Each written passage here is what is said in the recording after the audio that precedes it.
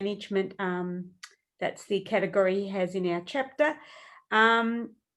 He's been in business for 7 years. The members who have been with the chapter a while will know his wife, Donna, because it's her business. They have 3 beautiful daughters, Lucy, Rose, and Eloise, that live in various parts of the world. His hobbies and interests include swimming and paddle boarding. Paul has lived in numerous cities throughout the world, too many to mention here today. I was quite impressed. I don't know anyone who's lived practically in every continent. His previous job types are TV cameraman, and he grew up on an Air Force base, and that's where he got the bug to become a pilot.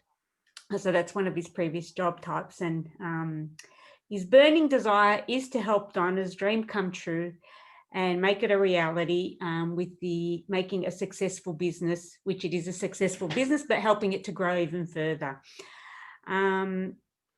Something here no one knows about him is that he does make the boards that he does use for paddleboarding and so forth. A key to success is consistency, following up on what you say you will do, and making sure you provide the best service possible, which we know in East Strata does that. Niche area is owners' corporations that are 3 to 5 years old, so new buildings. They're really able to pick up on defects that may appear early on. And one thing that he's proud of, and I think only pilots will relate to this, managing Friday afternoon arrivals at JFK Airport without being approached by the controller there. So over to you, Paul, and looking forward to hearing your presentation. Thanks, Helen. Thank you for your kind words. Good morning, everybody. I need to share a screen, please. There we go. Let's bring this up. Now, can everyone see that?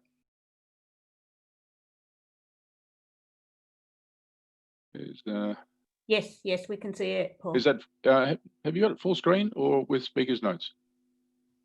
Full screen. No, with speaker notes. We've got the, yeah, it's not the full screen. Let me just try and, there we go. Okay, thanks. So we'll get straight into it. Owners Corporation Management. So what we do is about keeping people safe, protecting their investment, and ensuring they have access to peaceful and uninterrupted enjoyment of all the facilities available, and things like this. So, clean pathways, clean pools, all equipment items are kept functional, and elevators work. So that's just a quick rehash of what I did the last time I spoke. This time, I want to talk about levies. So, no, this isn't true. We recently had a project at one of our owners corporations where we had to issue special levies to pay for a large project. And one particular owner contacted me and she said, well, I'm not going to pay you that levy until it's closer to commencement of works because you'll just earn interest from my money in your bank account. No, not true. In fact, it's deposited into each owner's corporation's bank account. We don't operate a trust account like law firms do or real estate agents. As I said, each OC has its own separate and individual bank account. And if you're lucky, they might even pay you 0.0001% interest. So what are levies? Well, levies are regular financial contributions that go towards the upkeep and the running of an owner's corporation. They're issued quarterly so that people are best able to manage their finances across the year. Specifically, what they're for, it's for the administration and the running of the owner's corporation. Things like in that earlier slide you saw, gardening, cleaning, maintenance of different facilities within an apartment complex. levies also contribute to the long-term maintenance fund. Now, long-term maintenance funds are probably one of the biggest failures of our industry.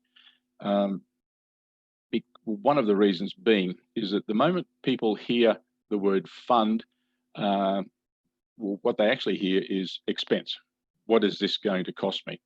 And we try and tell people that actually maintenance, scheduled program maintenance is an investment. It's not a cost. And so it takes about a year for us when we take over an owners corporation to get a feel for the place, work out what needs doing, and only then are we able to then talk about an LTMF.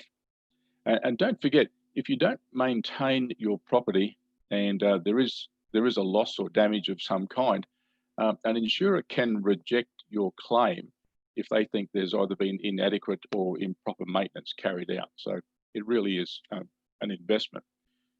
Now, I mentioned before the F word. People don't like hearing the word fund because it means expense. So when we talk to people after the first year of operation, we like to refer to it as a progressive maintenance plan. It's just a little bit softer on the ear, and it gets them thinking about how they can benefit from investing in a maintenance program within their OC. Next is I want to talk about how costs are apportioned within an OC.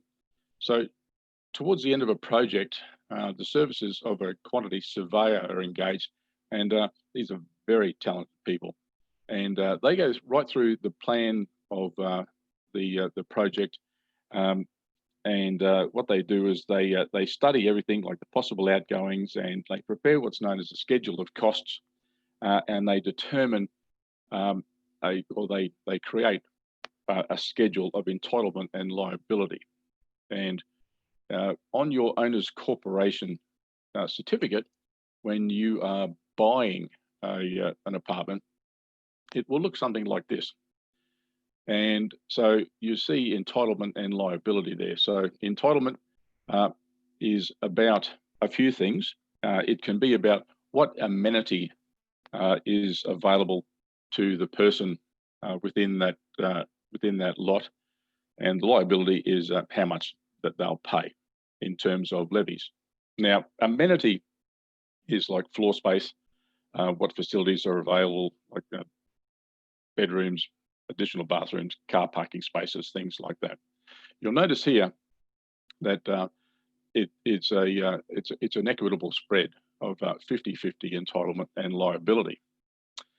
So, are all levies in owners' corporations equal? Well, with apologies to George Orwell, all apartments are equal, except some apartments are more equal than others.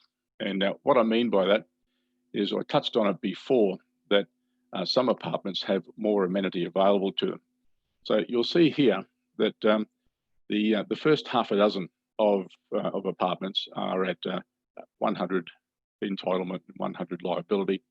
Then the next few are 200 and 200, and then down to 250, 250 for the last two.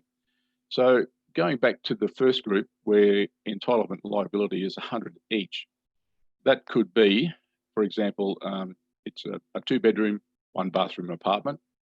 Then the people in from lot 31 down to 34, where they have entitlement liability of 200, that could be 2-bedroom, 2-bathroom. And then the last couple of 250, that'll be something like 2-bedroom, 2-bathroom and a car space. So in other words, the more you get, the more you're entitled to, but also the more it's going to cost you. The other thing that it helps, the other thing it does is, when it comes to voting on resolutions at AGMs, normally it's done by show of hands. So if a resolution is put forward, they ask everyone to vote on it, and it's either passed or it's knocked down or knocked back by virtue of a show of hands. Now, if an owner or group of owners isn't particularly happy with the outcome of that resolution, they can exercise their entitlement. So down the bottom here, lots 41 and 42, you can see that they're a 250 entitlement. So if they're not happy with the outcome of a resolution, they can appeal the vote, and they can actually invoke something known as a poll vote, where another vote is taken and the weight of their entitlement is calculated in the voting. So you can see here, if the 250 and 250, they can actually go back, and having previously lost a resolution, for example, they can go back to a poll vote, and on the second time around, they can actually win it. And so you will find, well, we have found, and I know this for a fact, these two lots, 41 and 42, they're actually owned by the same person. So you can imagine the voting power that this person has. This sort of thing, this is the sort of thing that you need to be aware of when you are considering buying into an apartment complex. And you really do need to get a copy of this schedule of entitlement and liability and have a good look at it before you commit to buying, because it could be the difference between a happy OC and a sad one. If you want to see, if you want to know what ultimate entitlement looks like and ultimate voting strength looks like, you need look no further than this handsome young fella here, where he's not afraid to use his good looks and charisma in getting what he wants out of life. The next one, OC managers' fees are extravagant. Well, if it doesn't matter what you're paying, you can pay $55 a quarter, you can pay $110 a quarter. If you're not getting value for money, then yes, your OC manager's fee is extravagant. So what you need to do is that you need to engage with your OC manager and make sure that they are working for you and not the other way around. In some cases, the smaller OCs, like a 4-lot owners corporation, they will actually generate about the same amount of work as a 24-lot OC. So in terms of their budget, because they're a smaller OC, percentage-wise, they might feel that, yes, their owners corporation fees are expensive, but that unfortunately is just one of the quirks of our system. Now, speaking of percentage of OC fees, you can see here a pie chart of one of the places, of a budget of one of the places that we manage. Those coloured dots around the outside of the pie chart represent what they're paying to us for our management services. One of them is strictly, I think it's the blue dot are our management services per annum, and the other two are additional services and disbursements. In this particular case, the three of them added together comes to a little more than 10% of their annual budget. So, next thing, how am I going for time there, Melinda? Yeah, you're up for time. So just if you want to start winding it up, that would be. Oh, okay. I'm sorry. Yes, or just. So lastly, I want to talk about leadership. A good leader is someone who has vision, who is then able to inspire people to follow them on that vision, and then to manage it and have that vision become a reality. Unfortunately, we do have certain personalities that creep into owners corporation committees, and believe me, it's no place for an autocratic management style. So what we're doing next year, ladies and gentlemen, is that for the whole year, any BNI referral that leads to closed business, we are offering at no charge committee training for one person of each new OC to attend a training course run by Strata Communities Association in Victoria, where you'll learn more about what I've spoken about, where your money goes. Plus, there also will be some leadership training there, and you'll also learn how to manage people, and so that you can get the best out of your owner's corporation. And you never know, you may even be able to get a person like this to behave like a person like this. That's it from me, ladies and gentlemen. Have a Merry Christmas. Fantastic. Can everyone come off mute to give Paul a round of applause, please? Hilarious. Well done, Paul.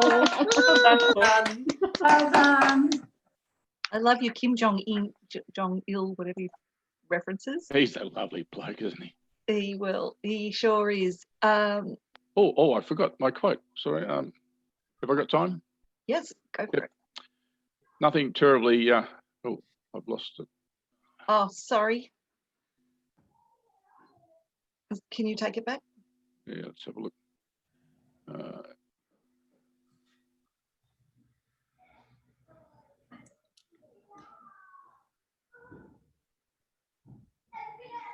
Get it. There we are. Be the reason why someone smiles today. Very nice. Thank you.